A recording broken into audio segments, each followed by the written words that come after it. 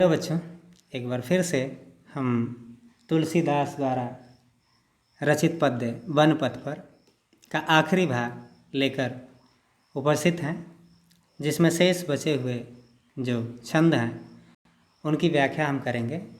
इसमें चौथे नंबर से हमें पढ़ना है। चौथे छंद से 3 छंद हो चुके हैं। यहाँ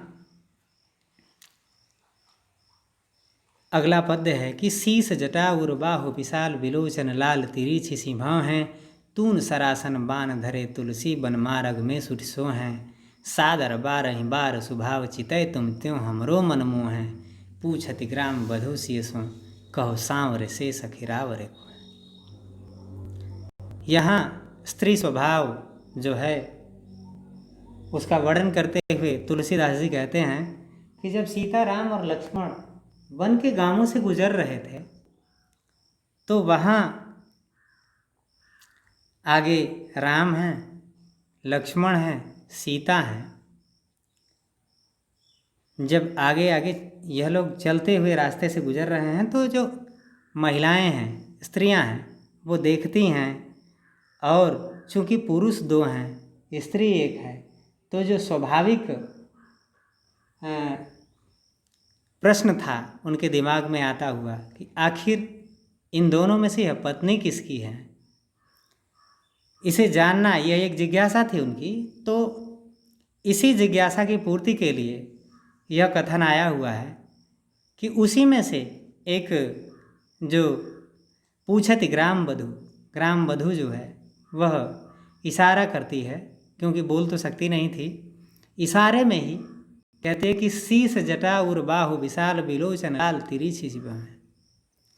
जिनके शीस पर जटा है, उर और बाहु अर्थात हृदय और भुजाएं जिनके विशाल हैं, विलोचन लाल आँखें लाल हैं और तिरछी भौहें हैं, तून सरासन बाण धरे जिन्होंने धनुष और सरासन तरकश में बाण धारण किए हुए हैं, तुलसी बन मार्ग में सुठसो हैं।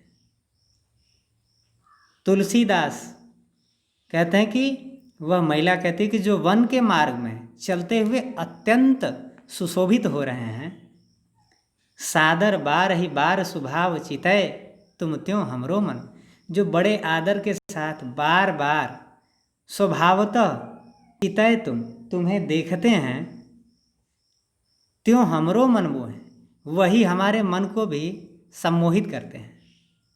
पूछति ग्राम बधू सियसु, वह गांव की वधू अर्थात स्त्री सीता से पूछती हैं, कहो सांवरे से सखी रावरे को है, हे सखी वह सांवरे रंग के आपके कौन है।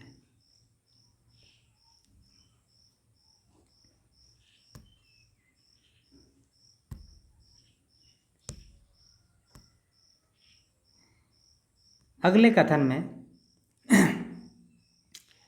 सुनि सुंदर बैन सुधा रससान सयानी है, जान की जानी भली तिरछे करि नैन दिशाएं तिन्हें समझाई कछु मुस्काई चली, तुलसी तहीं अवसर सो हैं सबे अवलोक तिलोचन लाहु अली, अनुराग तड़ाग में भानु उदय बिगसी मनु मंजुल कंज कली। सुनि सुंदर बैन सुधा रससान, इन सुंदर वचनों को सुन करके जो अमृत रस से सने हुए हैं, उन वचनों की चर्चा हो रही है जो पीछे उन ग्राम वधुओं ने कहा है कि ऐसे सुंदर वचनों को सुनकर जो सुधारस से सने हुए थे, अमृत रस से सने हुए थे, सयानी है जानकी जानी भली, जानकी अत्यंत सयानी है, अच्छी तरह समझ गई कि यह क्या जानना चाहती हैं। तिरछे करि नैन दिशैन तिन्हें,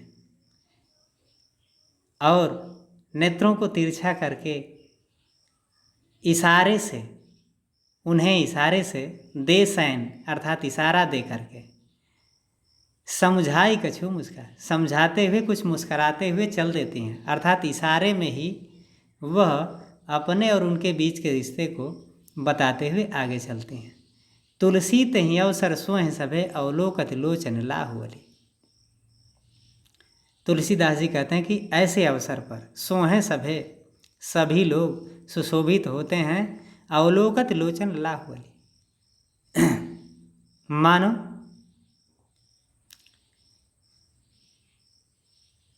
भ्रमरों द्वारा, उन आँखों का भ्रमरों द्वारा पुष्पों की तरफ देखे जाना दर्शाता है। अर्थात ऐसा लगता है मानो पुष्प पर अपनी आँखें टिकाए जो अली है भ्रमर, उसको देख रहा है। अनुराग तड़ाग में भानु उदय विगसी मनोमंजुल कंज कली। और कभी कभी ऐसा लगता है मानो अनुराग तड़ाग, प्रेम के तालाब में भानु उदय,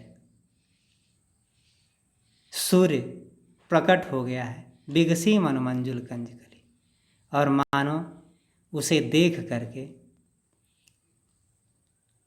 एक सुंदर कंज कमल की कली खिल गई है। यह पद भी समाप्त हुआ और इस तरह यह वन पथ पर जो भाग था वह खत्म हो गया है।